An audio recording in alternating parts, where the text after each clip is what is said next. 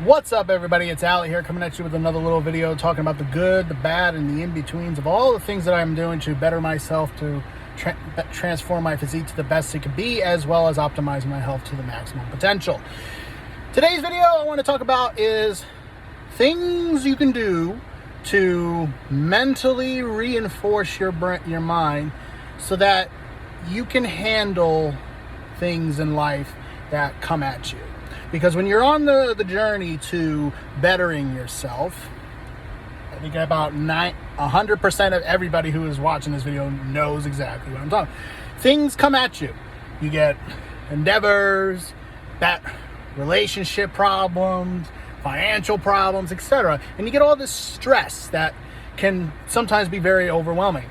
And if you're not prepared for it, it could completely take over you, stop you in your tracks, and you get no progress whatsoever.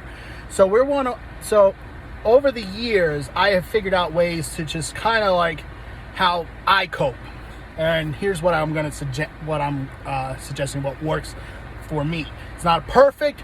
I'm still learning some new tricks, but it is here. But here we go. So the first things first is, like, obviously when I've learned over the years, and this is just my opinion, that if you're going through depression and anxiety, there is a chemical aspect to that equation that most people neglect. Most people think that it's just like it's your mindset, and you just need to talk to somebody, and that's part of it. But when it gets to a point where your body responds through chemical reactions all the time. It responds to stress with cortisol. It responds to, and there's other stress hormones that I'm now learning about that are being produced by the brain, and all these different things. Like, if you're not aware of them, they could work against you. So it's good to be educated in that regard.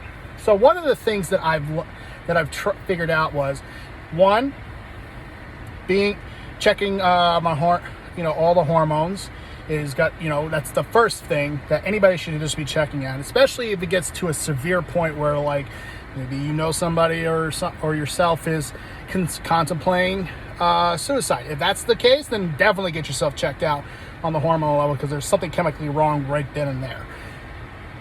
The other thing, but even if it's not that far, still checking to see like where your level's at. For guys, just maybe it's being on TRT, like how it did for me, has solved a lot of major problems. Now, on top, then I went further and I discovered that the SARM Rad 140 has a very powerful nootropic effect, because it's the SARM that can go past through the blood-brain barrier very easily.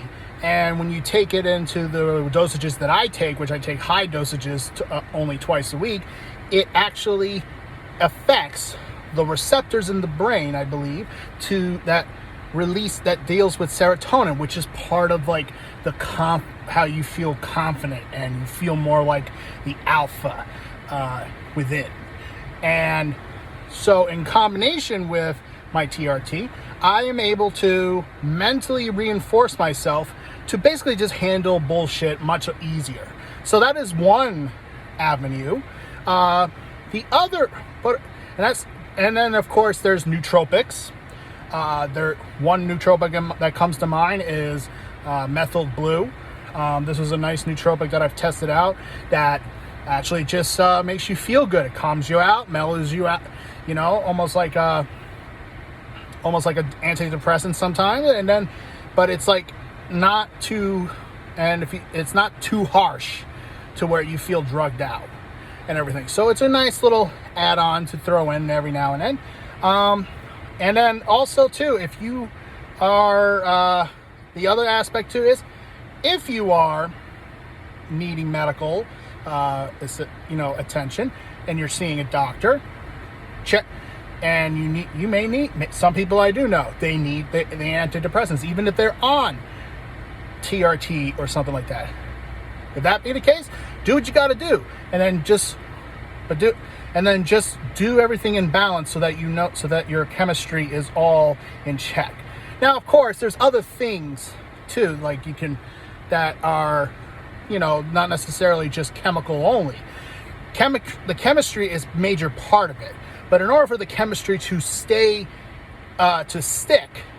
correctly, you got to do other things too. So this is where, keeping yourself, doing little things around the house, changing your environment around, hanging out with the right people who care about you, so those are all, that's big things. So one thing I can tell you is, like, as far as your environment is concerned, doing little things to better yourself every single day. I started doing this after listening to Jordan Peterson about cleaning your room, and how just simply starting with making my bed every single day before I leave the house to just kind of set the day off right. It actually does make a difference over time, because your brain is being rewired to set things in order, and that calms you down, makes it a lot easier to not feel like you're being chaotic. Because now every time I try to make sure my room is at least tidy, I don't feel as like, I'm gonna go crazy here. The other thing, but then you got other things too. You got any other little habits, like going out, gelling up your hair, getting a shave, putting on some cologne, dressing nicer, those little things. These little things can actually mentally change how you perceive things, and just makes you feel better. And this in turn makes you mentally more reinforced. And it also gets perceived by others as you bettering yourself, and you being somebody that should be taken seriously. And then finally, the last thing I'll just get into is surrounding yourself with people who give a fuck about you. I have been, one of the things that helps me now is I'm learning about is just simply trying to find ways to make myself realize how with gratitude prayers, other people, whatever, not even if you're not religious, but just things that makes you feel humble. And one of those things is also just having people who you could talk to, and simply, like, if you need to vent, or if you got good news and they want to hear about it, and then if there's some bad things going on, they still want to hear about it, but they want to help you. Those are people you want to keep yourself around, versus other people who will hate on you for your successes and will revel in your failures. You don't want those people. And if they're just Debbie Downers and, assholes, you don't want to be around them anyway, because they're going to bring you down anyway.